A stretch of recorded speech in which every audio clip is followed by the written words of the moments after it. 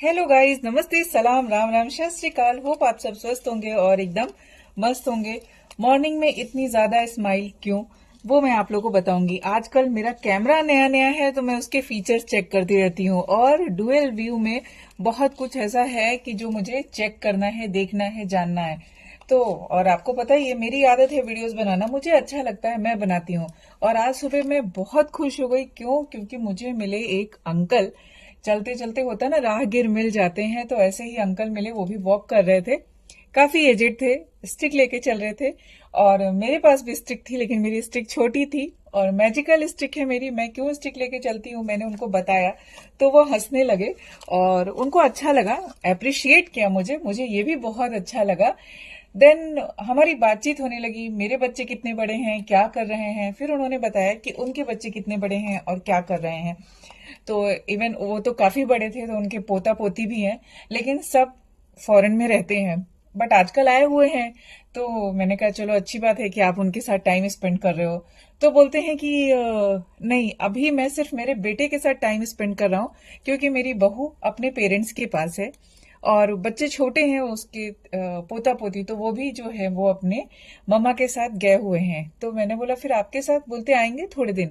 लेकिन उनकी एक बात बहुत अच्छी लगी मुझे कि उन्होंने बोला कि मेरे दो मतलब बहू और बेटे दोनों जॉब करते हैं और बहू भी अपने पेरेंट्स से दूर रहती है, मेरा बेटा भी हमारे से दूर रहता है। तो जब छुट्टियों में वो थोड़े दिन के लिए आते हैं इंडिया में, अभी क्रिसमस वेकेशन चल रहा है तो वो 1 मंथ के लिए यहाँ पर आए हुए हैं। तो जब वो छुट्टियों में आते हैं इंडिया में, तो मैं मेरे बहू को बोलता हूँ कि तुम अपने पेरेंट्स के साथ टाइम स्पेंड करो, मेरा बेटा मेरे साथ रहेगा। और ऐसा नहीं कि मैंने कोई बंदिश लगा रखी कि वो तुम्हारे पेरेंट्स के घर जाएगा कि नहीं जाएगा। दोनों जाते हैं, दोनों आते हैं, साथ में रहते हैं। लेकिन जो उन्होंने बात बोली ना, कि चाहे लड़का हो या लड़की हो, दोनों के अंदर ये चीज होना चाहिए कि वो अपने पेरेंट्स के साथ फुल टाइम स्पेंड कर सके, अगर उनको मौका मिलता है तो। ऐसा नहीं कि होना चाहिए कि हमारी बहू है तो हमारे घर में रहे या हमारा दामाद है तो सिर्फ हमारे पास रहे, नहीं। दोनों को अपने अपने पेरेंट्स को इक्वली समय देना चाहिए।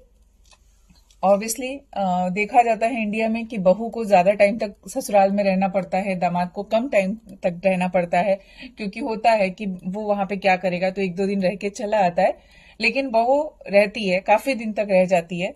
तो उन्होंने बोला कि नहीं, मैंने ऐसा रूल ही नहीं रखा है। इवन मेरे बेटे की शादी के हो गए हैं 16 साल, और 16 सालों में कभी भी ऐसा नहीं हुआ है कि शादी के बाद मेरी बहू हमारे साथ बहुत दिन तक रही हो। उसको हम लोग बोलते हैं, बेटा तुमको जितने दिन यहाँ रहना है रहो, और अपने पेरेंट्स के पास जाके रहो, अपने फ्रेंड्स से मिलो, पुरानी यादें ताजा करो, गेट टुगेदर करो, जो जी में चाहे वो करो, क्योंकि बहुत कम टाइम के लिए तुम लोग आ पाते हो और सबसे मिलना जुलना हो पाता है। तो फिर मैंने पूछा, आप लोग फिर उनके साथ कैसे रहते हो, मतलब बहू बच्चों के साथ? तो बोलते जब हमारा मन करता है तो हम 3-4 महीने के लिए चले जाते हैं और उनके पास रहकर आ जाते हैं। तो अच्छा लगा।